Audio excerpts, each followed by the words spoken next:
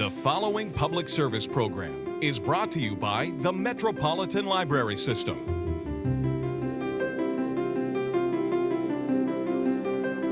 And now, Read About It with your host, B.J. Williams. We have a great show for you today, including a talk with science fiction writer Katherine, and Vickie Kennedy will be here to tell us about the upcoming Oklahoma Writers Federation Conference. But first, I had a chance to talk with Susie Beasley about what she enjoys reading.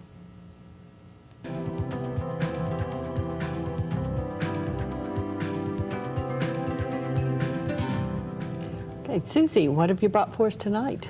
I have brought, it's a really neat little book. It's called It's Better to Build Boys Than to Mend Men.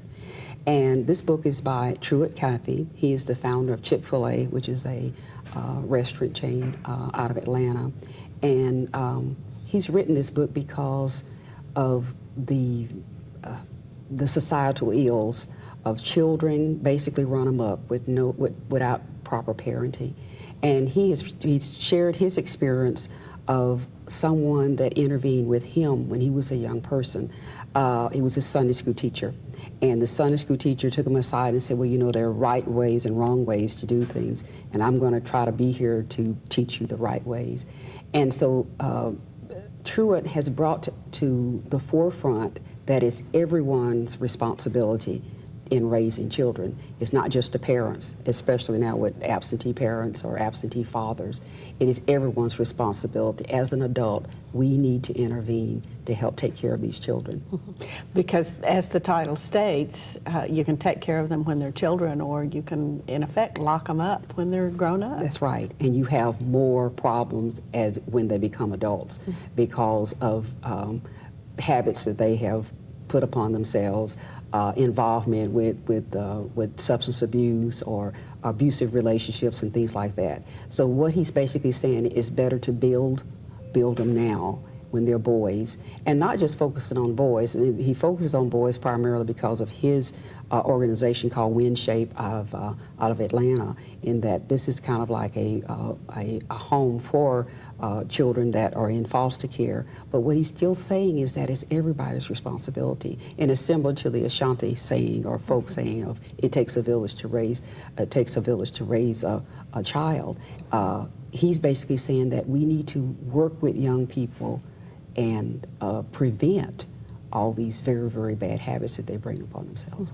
Does he give you some ideas that you can use and take back, other than just saying we need to do this? Does he tell you how to do it? Right, he does tell you how to do it, but he gives examples of how he was influenced by this Sunday school teacher, not just by biblical quotes and oh, you're doing this wrong, you're doing it. He was actually modeling. In other words, what the teacher was telling him was the way he actually lived. And he said, if we live as if we want the kids to model us, if we're going to be doing wrong, the kid's going to see that, and that's why they think it's okay. You know, we don't stop them and say, hey, you know, you don't have to curse at every third word. And the name of the book again? The name of the book is It's Better to Build Boys Than Mend Men. Thanks, Susie. And you can find this book at your library and your favorite bookstore. I know it is wet, and the sun is not sunny. Hi, my name is Jose Jimenez of your Metropolitan Library Commission. You know, most experts tell us that if you just spend 20 minutes a day reading to your child, you're not only building a bond that lasts a lifetime, but you're also preparing that child to learn how to read. Check with the experts at your Metropolitan Library for suggestions on just the right books for you and your family. And visit us at our website at www.metrolibrary.org.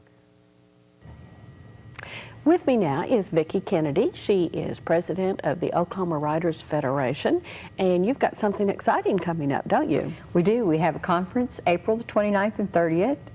It's going to be at Embassy Suites in Oklahoma City. It's an annual event. We have 30 speakers coming this year. Oh, my. They gave me an extra room, and I felt compelled to fill it. I said, give me a mile, I'll take it. Right. Oh, the empty room. Yeah. So, now, can just anybody come to this conference? Anyone can come to the conference. It's $100 if you sign up before April the 15th. After April the 15th and at the door, it's $125. We did sell out last year.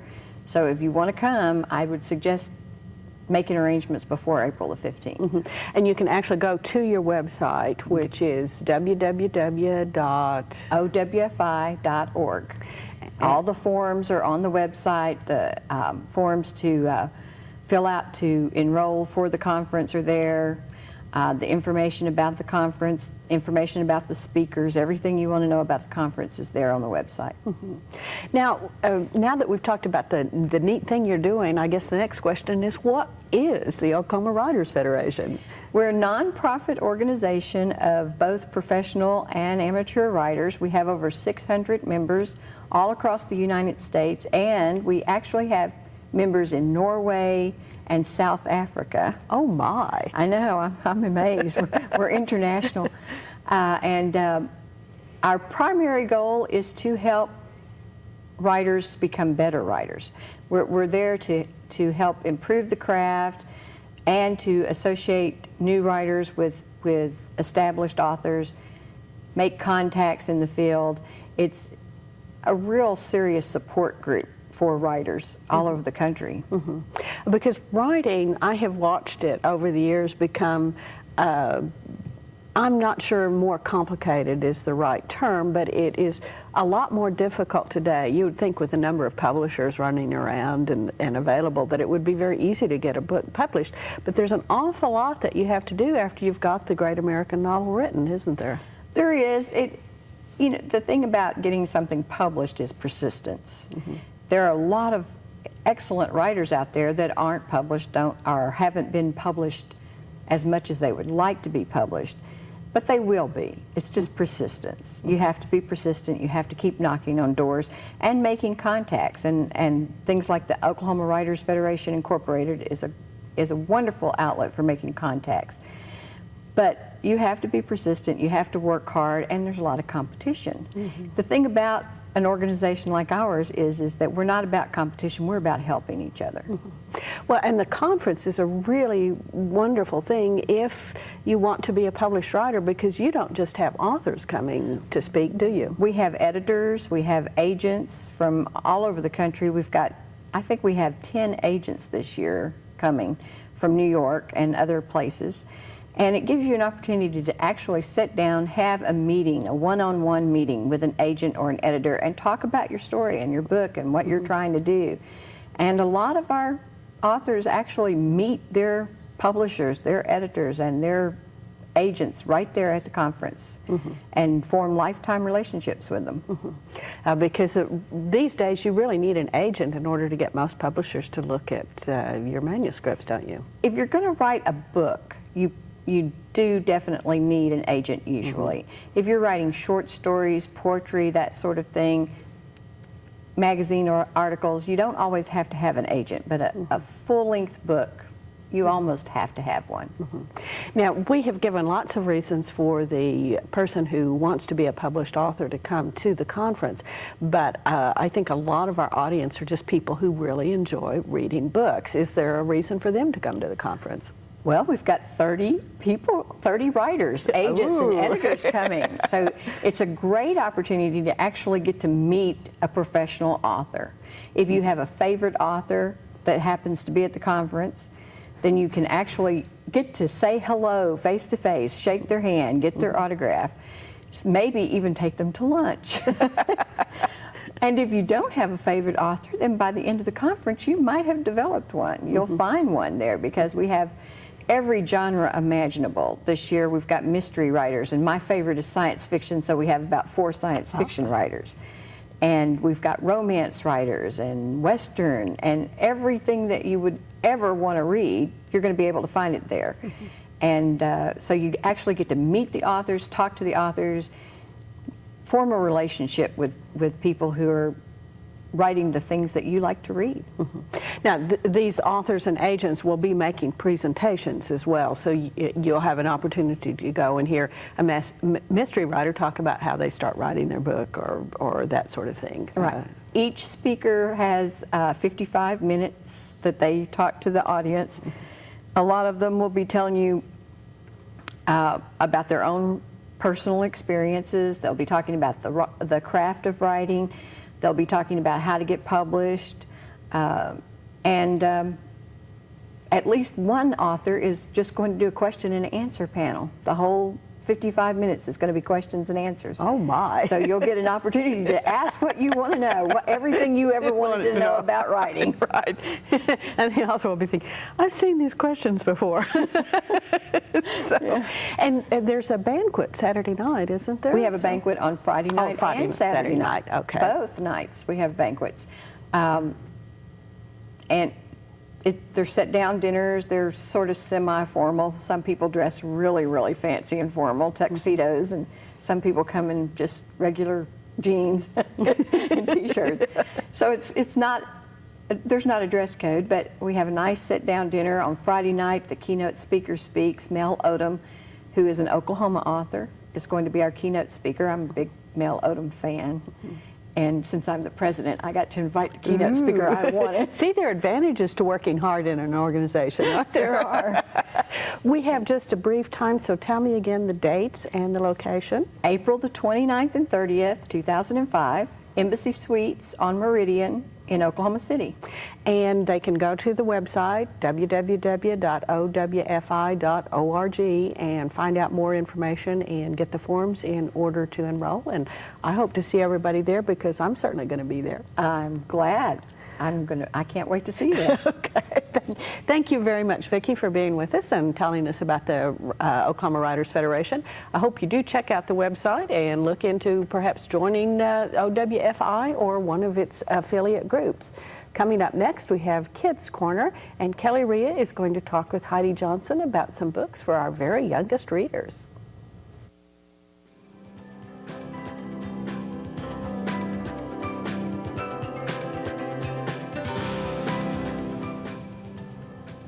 Hello, Heidi Johnson from Tech Processing is here, and she's brought two beautiful books, as she usually does. Tell me about the first book you brought. Well, first one is actually a tribute to teachers, and it's called My Teacher Can Teach Anyone. And it talks about the versatility of teachers, that they know a little bit about just about every subject there's out there. And this little boy talks about his teacher in this instance, and he says, she can teach an astronaut to float in space. She can teach a janitor how to ring a mop. She can teach a dentist how to fill a tooth. Oh my. And so in alphabetical form, rhyme, it goes through the whole book. It starts with occupation, starting with A, and takes it all the way up to Z. I believe it was a zoologist. Oh. And it talks a little bit about the different professions and some of the things that you do when you're in that profession. And throughout the whole story, the teacher is the one that, tells the kids the basics. And he is a firm believer, his teacher is the best. She could teach anybody anything. And so that's what this book is about. It has very beautiful illustrations, very colorful illustrations that I think any child would love to follow along and see what the picture says about the next occupation, the next job that the teacher could teach about. So this book is appropriate for what age then? This one is one that like a beginning reader could read, or a reader could read for themselves. Parents could read it to their children, but it is fairly simple language, not a lot of words, so fairly small ones can probably try to tackle that one with maybe a little bit of help. It's called My Teacher Can Teach Anyone. It's by W. Nicola Lisa. You might need a little help finding it, but it would be worthwhile. Tell me about the second book. The second one is called Let's Eat. This one is for a little bit older children, either for parents to read it to the children or children themselves be a little bit older. Like third grade, fourth grade? Third grade, fourth grade would be appropriate, I think. And what it talks about is 5 different children all over the world. There's one from Thailand, one from Mexico, one from India, one from France, and one from South Africa. And it shows the different ways people eat, the different foods they eat. And I was thankful as I was looking at that we can go sometimes to a grocery store to pick up some certain items. In some parts of the world, you cannot do that.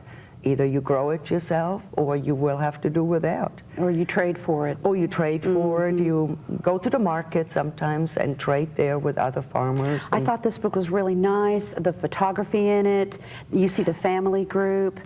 That's all we can tell you about it though this time.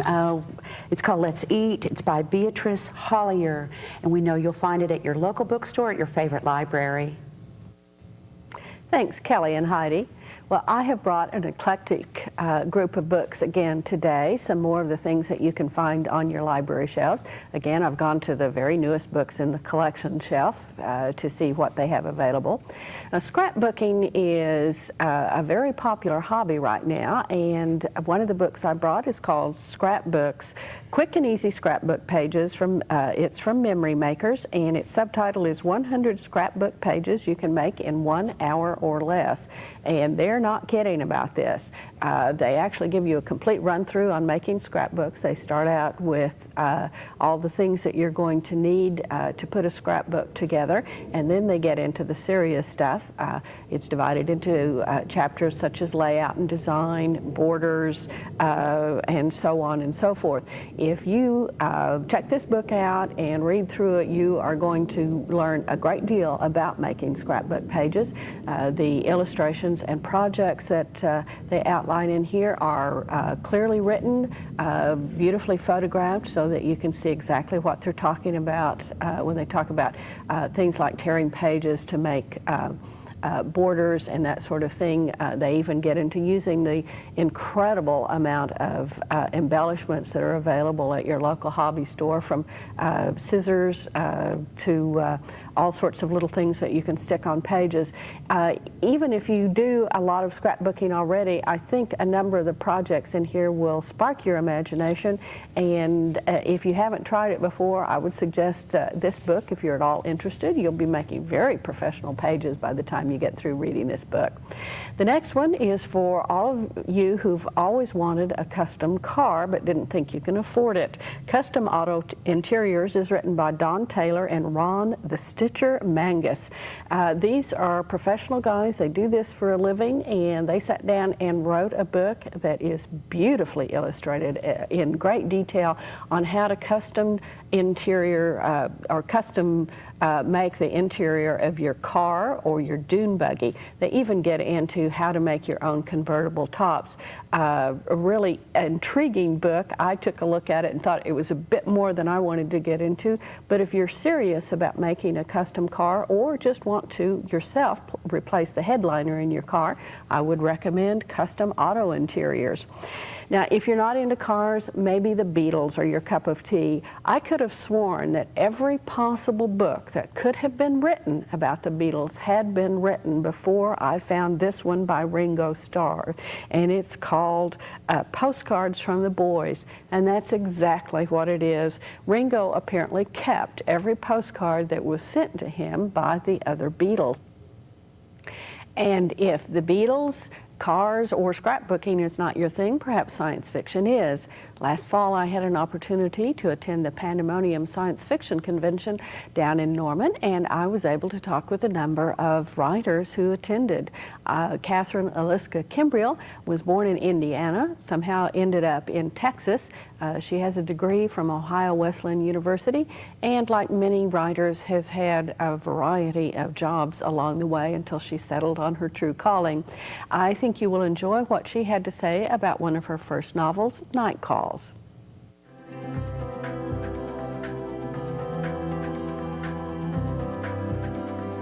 What was the inspiration for Night Calls? Night Calls actually started as a short story. The very first chapter or two was a short piece that I wrote for a juvenile YA, as they put it, young adult anthology that was done by Jane Yolen and Martin Greenberg called Werewolves. And I was sitting around at a table with a whole bunch of other writers, including Jane Yolen, and somebody, it may have been me, it may have been someone else, said, "Does a werewolf have to be seen?" And Jane cleared her throat and said, "The werewolf does not have to be seen, but its presence has to be felt." And I suddenly had a very sharp image of a young girl with long blonde braids And I had two flashes very quickly. One was of her walking along and pausing and looking down and seeing that withered garlic had started to sprout and was coming up right next to the house where she certainly hadn't planted any in an unprotected area, and she didn't think her mother had either. And then the other image was of her standing on a chair, and she was hanging bulbs of garlic over the door as a preventative, and it was an interior door, not an external door. And that's all I had. And that was where the whole story started. Well, and that then you were able to develop into an entire novel. Yes. And as you were talking about that, I was remembering where I had read that in Night Calls, because it's not the beginning of the story. It's not quite. It's actually that flash was, I think, at the end of the second chapter, basically. That's where it was, and that was where the story ended for the short story for the children. Now, you set Night Calls in, I guess we could call it another America. Yes. At the beginning of the 1800s. Yes. And so there's just enough filtering through. I remember I was trying to figure out when I was reading this, where is this taking place? When is this taking place? That is the $64 question. People have a lot of fun coming up and going, it's in New Orleans, right? And I'm like,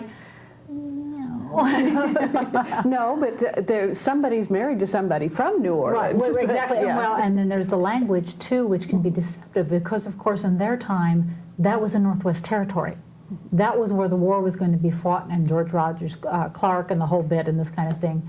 And I can't use that language necessarily because to us now the Northwest Territory is Oregon and Washington and Idaho. And well, we forget that at one point it was Indiana and Michigan and Illinois and Wisconsin. So did you have to do a lot of research to set your story in this particular time and place? I did not do a tremendous amount of research because I've been an omnivore all my life in reading. And I had read, I think of myself as a shallow sea with the occasional marinous trench of data. I did a lot of research on herbs because I wanted to use everything accurately. One of my little things, if you're paying close attention with Allie, is that what her mother and her aunt teaches her, all the herbs that she is taught to use and she uses work. There's scientific data on the fact that they really have these properties. And I thought that would be a fun little thing to toss that in. And so I had to, I read 8 or 10 books on herbs and that kind of thing. But other things, my major thing would be getting maps and finding out where settlements were so I could put my city where a city didn't exist. Or, the area that they actually are in, it was about 30 years later that the white came and settled in that area. It was Indians all at one point. So certain things I researched quite a bit, other things I knew from bits and pieces. I was also concerned about language. I tried not to put too many anachronisms in.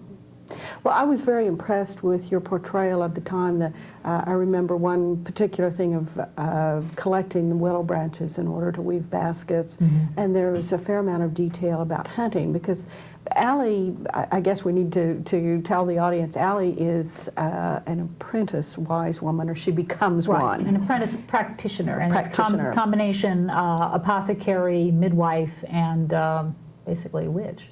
And that there are things like werewolves and vampires to be protected from, and you go to your practitioner for that. Well, you had to, the practitioner also in the apprenticeship that Allie served had to know a great deal about nature, not just herbs, but trapping, and she had to spend some time alone in the forest. And I found the detail on that. I was just thinking, wow, she really has to know a lot of stuff. Yeah, the books on the trapping and tracking and that kind of thing was very interesting. And there's a whole scene where I don't think it's in Night Calls. I think it's in the second book about Elfrida, Kindred Writes, where she's trying to teach her little brothers how to make a snow fort in the middle of the summer and the winter. And she's telling them, squirrels sleep warm at night. You should have listened better to that squirrel. And so her brothers are all climbing up there trying to look and not touch the squirrel's nest, but see how the squirrel built her nest and that type of thing. And it was a great deal of fun to find out just how much you can do. And for your own survival, It never occurred to me that dried leaves stuffed in your clothes are much likely to save you than anything else if you're caught out without protection. So. Yeah, that was a really neat detail. She's being chased by the werewolf and grabbing up leaves to try to keep herself warm while she's running away. She pretty much goes through a lot of different things. There's not just werewolves, there's vampires. She has to deal in the end with her aunt and I'm not sure. Very frightening legend, an Utgard. Yes. I found that very, very scary. Because for most of that part of the story, you don't know what it is. There's just something that seems to be sucking the life out of the town. Yes, and that was a great deal of fun to research, because I wanted something that was appropriate to some of the ethnic groups that had traveled to the area where she was living in, but was not as common. And that is a real historical type of ghost. I managed to frighten one horror writer significantly that she sleeps with night lights on to this day, and I'm very proud of that. Oh, that is very impressive. And I didn't really write it as a horror novel. To me, I wanted to write, my idea of a horror novel is you finish the book and it has such great characters and a story that the person is going, oh, that was a wonderful book. Now, who can I loan this to? Oh, but I might want to reread it. And they're walking upstairs to their bedroom and they don't notice that they're flipping all the light switches on before they go into every single room and every single corridor before they get there. That's my idea of horror. Well, I thought this was a wonderful story of a young girl realizing her potential, having to make decisions about her life, coming to the conclusion that she has to make the decisions, that even though most of her community would say, why would you want to do that? Not only that, but shouldn't you let your mother and father decide for you? You're only a girl. And having to deal with that. And I found her just a very engaging character. She is a really smart cookie and is going after what she wants. Well, I'm glad you enjoyed it. And you've got a second book? Kindred Rites, R-I-T-E-S, was the second novel that was written about Allie. It takes place a few months after this novel does, and chronicles what happens when she comes to the attention of people with entirely too much power and bad intentions. And that's a lot of her wood lore will save her life, and other people's as well. And now I'm working on a third book where, because of, she basically has to become Death's apprentice in the second book to save her life. And this is the Angel of Death, who is the last great healer. And now the new one I'm working on will take her to New York City circa 1810. Do you have a publication date for that yet? I'm afraid I don't. I'm hopeful.